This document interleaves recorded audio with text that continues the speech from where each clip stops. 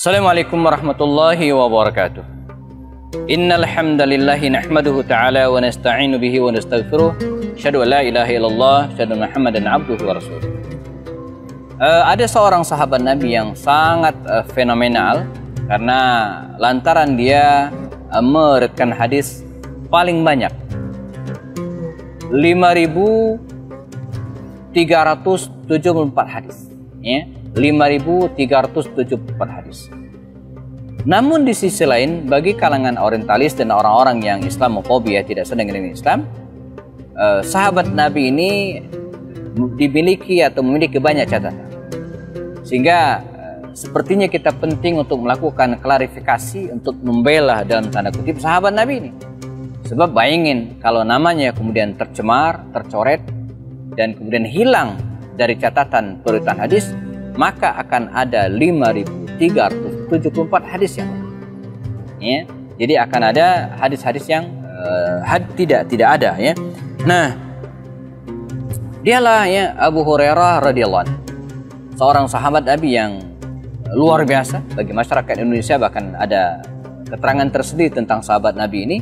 Jadi kalau dulu jamaah yang pulang dari Makkah atau haji ataupun umrah, mereka biasanya ditanya, kemarin umroh ya, haji ya, sudah sempat pergi ke Masjid Kucing? Ini pertanyaan-pertanyaan yang biasanya diajukan ya.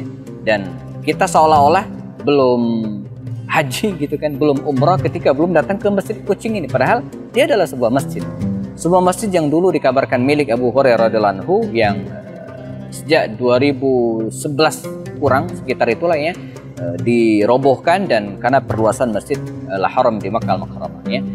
Nah, seorang sahabat Nabi yang masuk Islam sebenarnya dari awal, tapi bersamai baginda Rasul pada ujung-ujungnya karena beliau sempat hijrah, ya, baru sempat hijrah.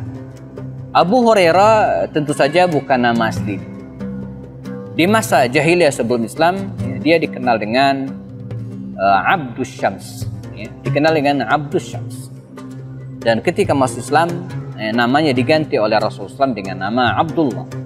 Sebab secara hukum fikih menisbatkan nama ya, kepada selain Allah itu tidak boleh. Jadi misalnya tidak boleh Abdul Masjid, Abdul Ka'bah, Abdul nggak boleh. Jadi kalau mau Abdul itu mesti ke Allah atau ke Asmaul Husna. Maka ada Abdullah, ada Abdul Malik, ada Abdul Qudus, Abdul Aziz ya, Asmaul Husna. Digantilah namanya dengan Abdullah. Namun orang-orang ya, lebih mengenalnya dengan Abu Hurairah. Mengapa demikian? Sebab dikisahkan setiap kali ketemu baginda Rasulullah SAW, Abu Hurairah ini selalu membawa kucing, ya. Kucing kecil yang dimasukkan di lengan tangannya. Jadi ada baju ya, yang tangannya itu agak gede itu dan dimasukkan di sini. Jadi ditenteng kemana-mana. Abu Hurairah seorang sahabat yang sangat mencintai kucing, dan hari ini banyak juga para pencinta kucing ya. Ada anak-anak sempat bertanya, betulkah Nabi menyukai kucing? Ya jawabannya bukan hanya kucing gitu ya. Jadi Nabi itu mencintai semua hewan, mencintai hewan-hewan yang lainnya. Artinya bukan hanya kucing yang harus kita sayangi, tapi juga hewan-hewan yang lainnya yang tentu saja tidak ada najis dan tidak akan mendatangkan mudarat. Artinya kalau hari ini ada yang memelihara misalnya ular, ya harus waspada gitu kan. Jadi karena dalam melakukan tindakan itu yang harus pikirkan adalah manfaat dan mudaratnya ya. Atau ada yang memelihara singa misalnya kan, atau memelihara anjing, boleh-boleh saja misalnya, tapi dia berada di luar dan dikhawatirkan tidak mengganggu siapapun. Nah, Abu Hurairah ini anakumullah, dia masuk Islam pada awal-awal dakwah ketika seorang sahabat At-Tufail bin Amr Ad-Dawsi masuk Islam. Lalu kemudian dia pulang ke kampungnya, kabilah Bani Daus ya. Dia mengajak kampungnya ini ya, orang-orang kampung ini untuk masuk Islam. Nah, di antara yang masuk Islam itu adalah Abu Hurairah radhiyallahu anhu ya. Dia sering datang ke Mekah, balik lagi ke Mekah lagi, balik lagi, sampai kemudian ketika Nabi hijrah ke Madinah Al-Munawwarah di sekitar tahun ke-5 atau ke-6 Hijriah, baru kemudian dia ikut bersama yang lainnya hijrah ke Madinah. Ada juga yang mengatakan Abu Hurairah ini baru hijrah ke Madinah di tahun ke-7 ya. Tapi yang pasti dia hijrah ke Madinah ya, belakangan daripada Rasulullah. Nah, ketika berada di Madinah, sebagaimana sahabat Nabi yang lain, dia juga mengikuti hampir semua peristiwa besar. Jadi, kalaulah Abu Hurairah ini sering kita anggap sebagai ahlus suffah ya, yang tidur di emperan masjid, yang tidur di dalam masjid dan tidak punya rumah, itu tidak salah. Tapi bukan berarti dia bukan siapa-siapa. Karena dia juga ikut dalam serial peperangan di masa Rasulullah dan kemudian para sahabat tersebut. Jadi Abu Hurairah ini jamaah, kita harus membuka pemikiran kita. Betul bahwa dia orang yang hidup sederhana, tinggal di masjid, emperan masjid. Tapi ingat, setelah Rasulullah SAW meninggal dunia, ya, atau di masa Rasulullah SAW juga, bahkan dia ikut dalam semua peristiwa besar. Ya. Jadi bukan hanya di masjid. Jadi boleh kita menjadi ahlul masjid, menjadi hamba-hamba yang sering ke masjid, tapi bukan berarti kita harus melupakan dunia. Kita harus melupakan jabatan, kita harus melupakan kekuasaan. Karena itu adalah satu kesatuan dalam Islam. Rasulullah pun pernah mengirim Abu Hurairah ini ke Bahrain, dan bahkan di masa pemerintahan Umar bin Khattab ada kisah menarik. Ya, suatu saat Umar bin Khattab ini manggil Abu Hurairah. Umar bin Khattab sempat melarang Abu Hurairah ini meriwayatkan hadis. Karena kata Umar, saya khawatir orang-orang sibuk dengan hadis dan melupakan Al-Quran. Tapi Abu Hurairah tetap aja ngotot, tetap dia merasa penting meriwayatkan hadis ini, karena itu dia paling banyak meriwayatkan hadis. Nah, terjadi debat kecil antara Abu Hurairah dengan Umar bin Khattab, sampai pada akhirnya Umar dengan keras mengatakan, ya Abu Hurairah, selagi saya hidup, saya melarang Anda meriwayatkan hadis. Jadi ini tegas sekali ya. Oke baik, kata Abu Hurairah ya, janji. Tapi selagi Anda hidup ya, gitu. Apa maksud Anda, kata Umar? Ya kalau Anda meninggal kan saya free, kata Abu Hurairah. Kalau begitu Anda doain saya mati, kata Umar bin Khattab. Nah, ini candaan-candaan dua orang sahabat Nabi. Nah, suatu saat dia dipanggil lagi oleh Umar bin Khattab. Ya Abu Hurairah, kemari. Ya, labaik ya Amirul Mukminin. Saya datang. Ada apa lagi, kata Abu Hurairah? Bukankah saya sudah menginginkan Anda untuk tidak meriwayatkan hadis? Bukan itu, kata Umar bin Khattab. Walaituka 'alal Bahrain. Saya ingin mengangkat Anda menjadi wali kota gubernur Bahrain. Kata Abu Hurairah, 'alal Bahrain.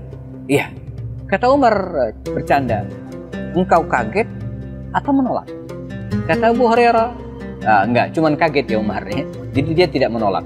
Maka disiapkanlah Abu Hurairah untuk berangkat ke Bahrain. Tapi sebelum dia berangkat, kata Umar Khattab, ala rijlik ya Abu Hurairah, tunggu sebentar. Dia panggil stafnya Aslam. Ya Aslam, kata Umar Khattab, hitung kekayaan Abu Hurairah. Kata Abu Hurairah, ya Umar, Khalifah, saya ini untuk makan besok aja saya nggak tahu mau makan apa. Lalu kemudian Anda meminta ya mengaudit gitu kan, memeriksa harta saya, apa yang saya miliki. Kata Umar bin Khattab, beginilah SOP ya, standar operasional ya, saya mengangkat pejabat. Jadi sebelum diangkat menjadi pejabat, dicek dulu hartanya berapa, nanti setelah menjadi pejabat ya, dihitung ulang. Kalau terjadi lonjakan yang dahsyat, maka Umar akan mengambil harta tersebut dan dimasukkan ke kas negara. Kebayang jemaah kalau ini dipraktekkan pada zaman hari ini, wallahu alam ya, mungkin bisa mengurangi tindak korupsi barangkali. Nah, apa yang dilakukan oleh Abu Hurairah radhiyallahu anhu, kita akan bahas setelah yang berikut ini. Tetap bersama kami insyaallah, dan ketemu pada sesi berikutnya. Abu Hurairah dikirim oleh Umar bin Khattab menuju ke Bahrain. Dan sebelumnya beliau mencatat kekayaan Abu Hurairah sehingga ketika terjadi lonjakan dahsyat akan diambil. Demikian ya, tindakan Umar bin Khattab ketika mengangkat seorang pejabat. Dan Abu Hurairah dalam satu riwayat dia sempat menjabat gubernur atau wali kota Bahrain, dan disinilah sempat muncul masalah ya. Dia di-recall oleh Umar dengan laporan Abu Hurairah ini sempat memiliki harta yang cukup banyak. Ada yang mengatakan sampai 10.000 dinar, ini angka yang cukup besar. Maka Umar memeriksa harta tersebut dan ternyata harta itu didapat dengan cara yang halal. Ya. Dia punya ternak kuda gitu kan, dia punya beberapa orang yang kemudian bisa memberikan uang kepadanya. Artinya ini uang bukan korupsi, bukan uang dari mengambil hak orang lain, betul-betul halal. Dikisahkan Umar sempat ingin mengangkat, ya, memulihkan lagi Abu Hurairah ini menjadi gubernur Bahrain, tapi Abu Hurairah menolak. Dan sampai kemudian Abu Hurairah, Umar bin Khattab meninggal, nakumullah, ya, dia tetap membersamai kaum muslimin Abu Hurairah ini, dan dia tetap meriwayatkan hadis, dan karenanya kalau kita lihat data ya, Abu Hurairah ini termasuk orang yang paling banyak meriwayatkan hadis yang oleh beberapa orientalis dicurigai. Padahal dia masuk Islam lebih awal memang, tapi belakangan bersama Rasulullah. Nah, mengapa bisa demikian? Ini mungkin memunculkan pertanyaan di antara teman-teman sekalian ya. Bagaimana Abu Hurairah yang hanya beberapa tahun bersama Rasulullah, tapi bisa meriwayatkan hadis lebih banyak daripada yang lainnya, bahkan dari orang-orang yang intes dari awal bersama Rasul. Jadi penjelasannya begini teman sekalian. Sahabat Nabi itu banyak, dan intensitas pertemuan dengan Rasulullah itu juga beragam. Tapi bukan berarti karena lamanya mereka membersamai Rasulullah lalu meriwayatkan hadis paling banyak, tidak. Karena itu nanti akan tergantung pada orangnya. Misalnya Abu Bakar, dari awal kenabian sampai Nabi meninggal membersamai Nabi. Tapi apakah Abu Hurairah meriwayatkan hadis ini kepada orang lain? Kan tidak banyak. Sebaliknya Aisyah atau bahkan Abu Hurairah walaupun tidak lama membersamai Rasulullah, tapi dia meriwayatkan hadis itu. Bukan hanya dari Rasulullah, tapi juga dari para sahabat yang lain. Ini ibarat saya misalnya punya majelis taklim yang dihadiri mungkin 500 orang dan saya ceramah. Nah berikutnya, apakah di antara 500 jamaah ini ada yang menceritakan kepada orang lain? Kan beda-beda. Ada yang menceritakan kepada istrinya saja, ada yang menceritakan kepada temannya, ada yang menceritakan kepada anak-anaknya. Jadi tergantung masing-masing. Bahkan ada juga orang yang tidak menceritakan sama sekali. Nah ini yang kemudian menjelaskan mengapa Abu Hurairah itu ya termasuk orang yang meriwayatkan hadis paling banyak. Sebagai penutup, ada kisah menarik tentang Abu Hurairah ini ya, di masa Rasulullah SAW. Kisah Abu Hurairah dengan setan ya. Hadis ini sahih diriwayatkan oleh para ulama dan dikisahkan suatu saat Abu Hurairah ini diminta oleh Rasul untuk menjaga harta zakat yang ada di masjid. Dan di suatu malam ya, datanglah seorang laki-laki ya, ingin mencuri ya, harta zakat tersebut. Berhasil ditangkap oleh Abu Hurairah dan kemudian dilepaskan lagi pada akhirnya. Malam berikut diceritakan kepada Rasulullah SAW. Malam berikutnya datang lagi, malam berikutnya datang lagi. Pada kali yang ketiga, malam yang ketiga, ketika ditangkap, kemudian laki-laki itu mengatakan, apa katanya? U'allimuka kalimatin yanfa'ukallahu biha. Kata laki-laki ini, yang pencuri ini, saya akan mengajarkan suatu kalimat yang semoga bisa memberikan manfaat. Apa itu? Idza awaita ila firashika faqra ayatul kursi. Jadi kalau engkau pengen tidur, ya, maka bacalah ayat kursi. Ya, bacalah ayat kursi. Dan ini yang dilakukan oleh oleh Abu Hurairah radhiyallahu anhu ya. Dan ketika disampaikan kepada baginda Rasulullah SAW, maka Nabi mengatakan dalam kalimatnya,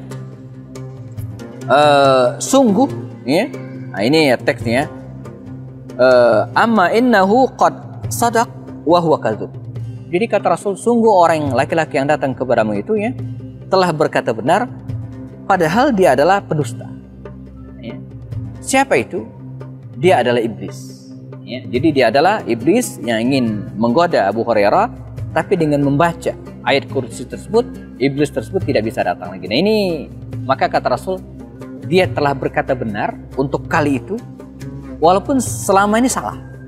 Jadi setan itu kadang pernah juga dia berkata benar, tapi 1000 kali salah gitu kan. Jadi makanya walaupun ada yang benarnya, maka sebaiknya kita tidak percaya karena kita tidak tahu yang mana benar dan mana yang tidak.